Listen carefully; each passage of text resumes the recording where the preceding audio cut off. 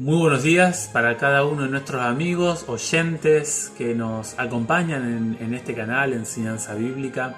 Desde ya les extendemos un abrazo afectuoso a cada uno de ellos y esperamos que el Señor nos bendiga en el tema de hoy. Y ahora en un momento comenzamos a leer el proverbio número 22. Antes de comenzar la lectura del libro de Proverbios, el capítulo 22 que nos toca hoy, vamos a orar y vamos a pedirle a Dios que nos acompañe, que nos ayude para poder tener este capítulo como enseñanza, como un aprendizaje en nuestra vida espiritual. Querido Padre que estás en el cielo, te damos muchas gracias, Señor nuestro, por permitirnos la oportunidad de tener un momento con el cielo, poder comunicarnos a través de la Biblia. Te rogamos, Señor, que este programa de Reavivados por su palabra sea de nuestro bien, sea de nuestra construcción en la vida espiritual, y te pedimos por nuestros amigos que están del otro lado, que los bendigas también, Señor, que los acompañes, y oramos en el nombre de Jesús. Amén. El proverbio 22 se puede dividir en dos secciones. La primera sección va desde el versículo 1 al versículo 16 y luego va del 17 al 29. ¿Se acuerdan que veníamos hablando desde el capítulo 10 que es una serie de capítulos hasta el capítulo 22-16 de los efectos contrastados? Pero desde el versículo 17 del capítulo 22 hasta el 34 del capítulo 24 de Proverbios, nosotros ahora tenemos una sección de dichos del versículo 17 del capítulo 22 hasta el versículo 34 del capítulo 24. Tenemos allí unos menos de dos capítulos, que nos hablan de diferentes dichos, pero la introducción a esos dichos, específicamente el capítulo 23 y 24, se encuentra en la porción número 2 del capítulo 22 del libro de Proverbios. Desde el versículo 17 hasta el versículo 29 es la introducción a esta sección de diferentes dichos que nos deja el libro de Proverbios. El Proverbio 22, el versículo 1 dice: vale más el buen nombre que muchas riquezas, y ser estimado vale más que la plata y el oro.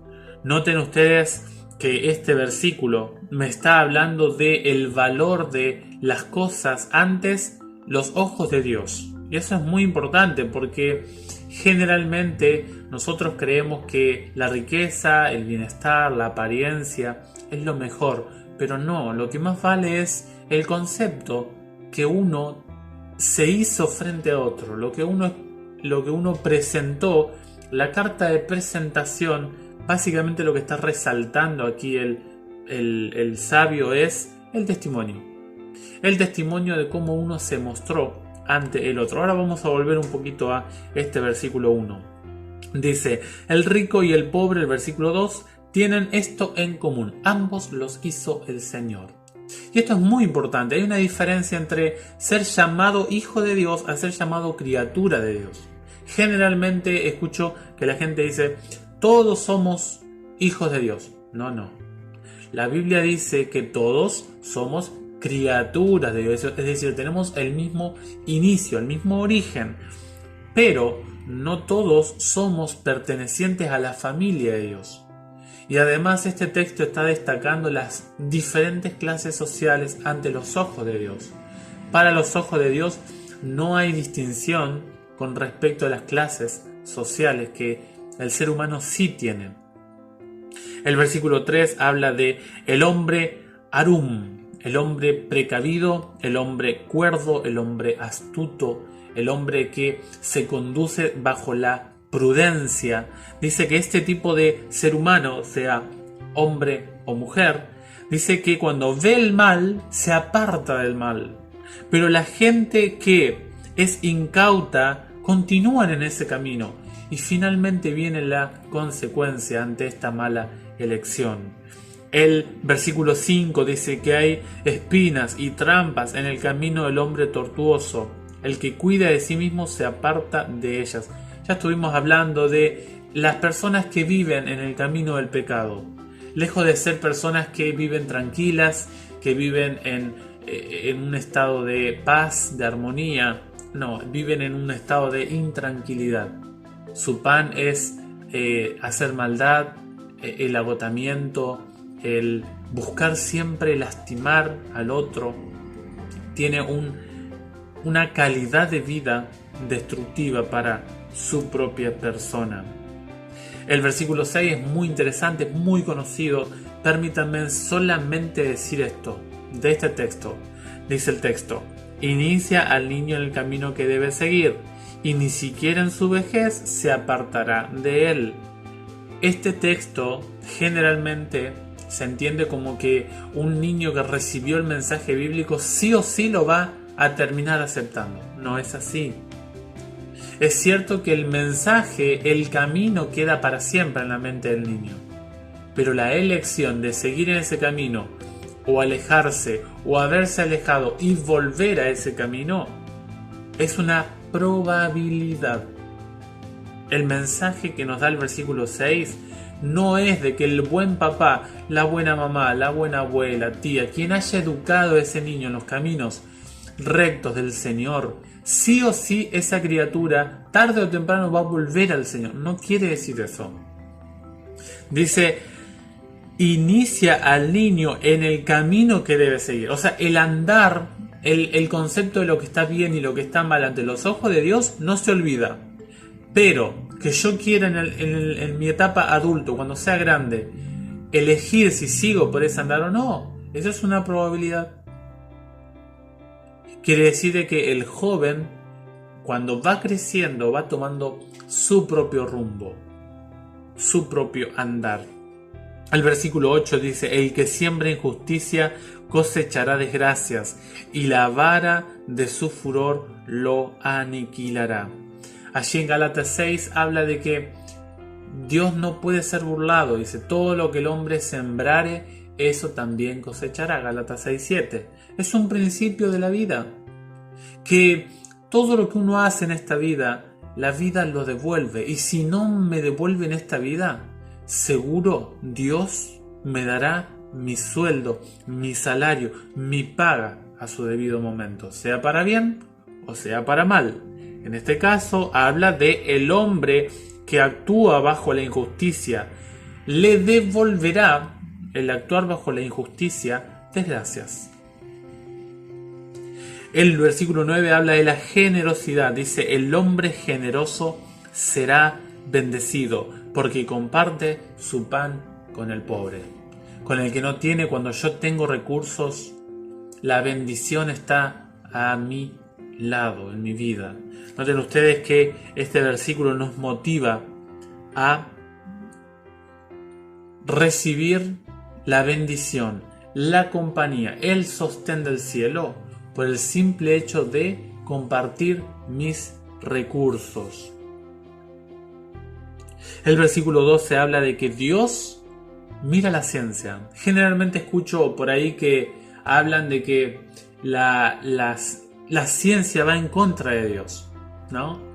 Pero es interesante que la Biblia no va en contra de la ciencia. Dios no va en contra de la ciencia. Todo lo contrario, cuando esta disciplina científica es abordada de manera correcta, ¿saben qué ocurre? Hay concordancia entre Dios y el descubrimiento científico. Pero cuando se emplea o se tuerce la ciencia para contradecir los conceptos, los contenidos bíblicos, ahí es otra cosa. El versículo 15 habla de la juventud. Ay, queridos jóvenes, escuchen el texto. Dice: la necedad está adherida al corazón del joven. La vara de la corrección la alejará de él.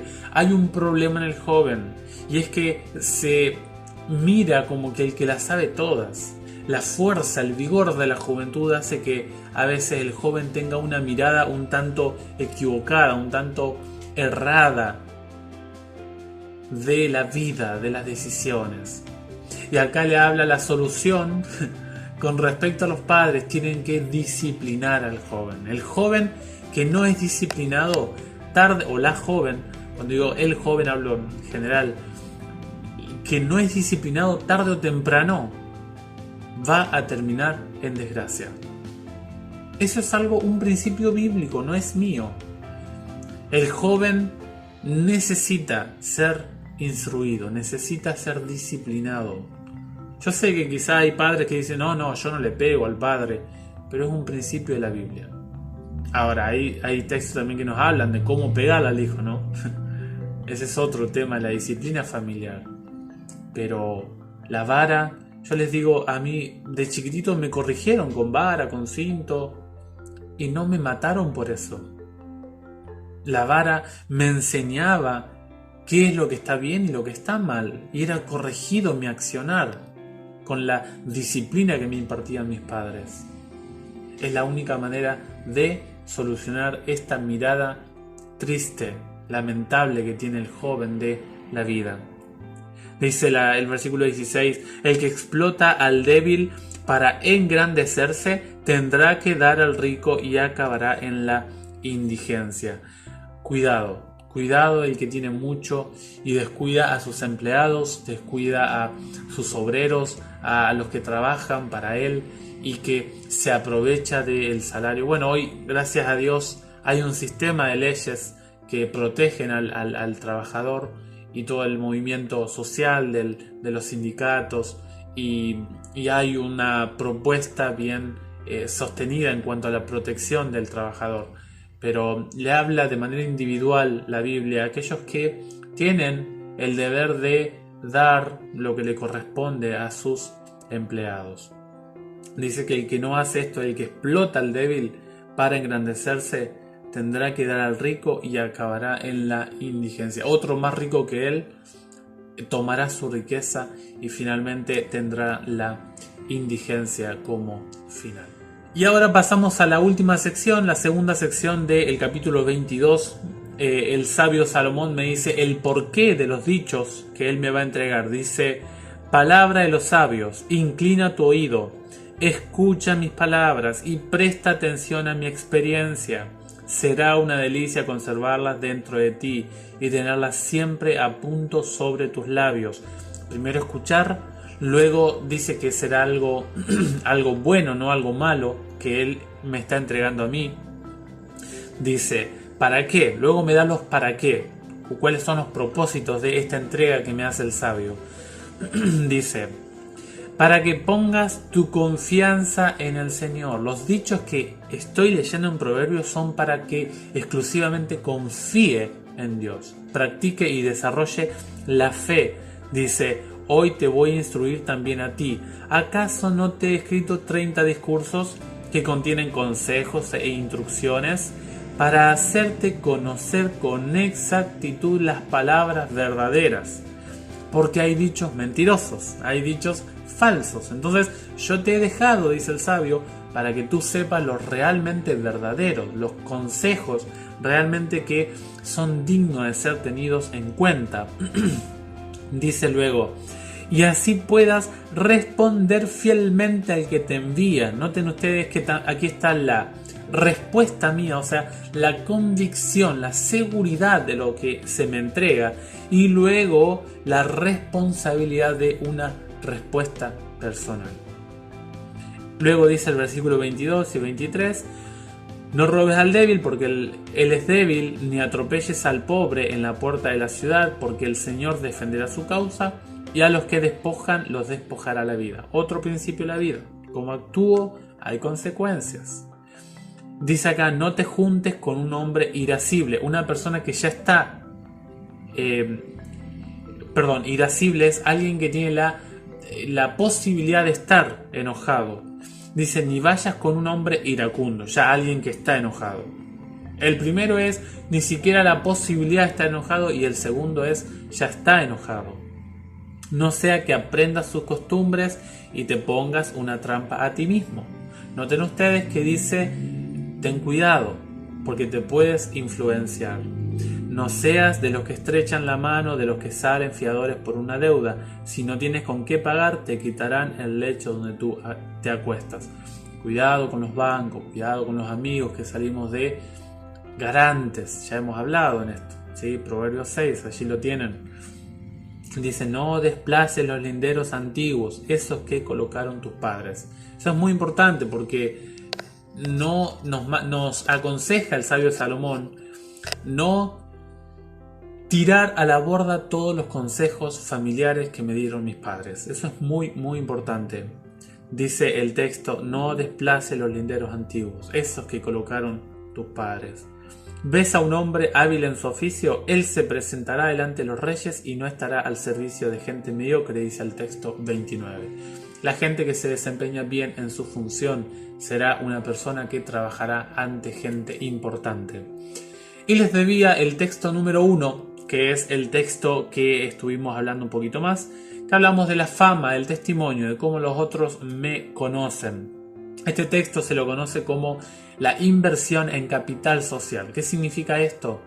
Significa invertir en relaciones saludables, en relaciones que me reditúen bienestar y que reditúen confianza ante los demás que escuchen de mi persona. Es invertir en las buenas relaciones.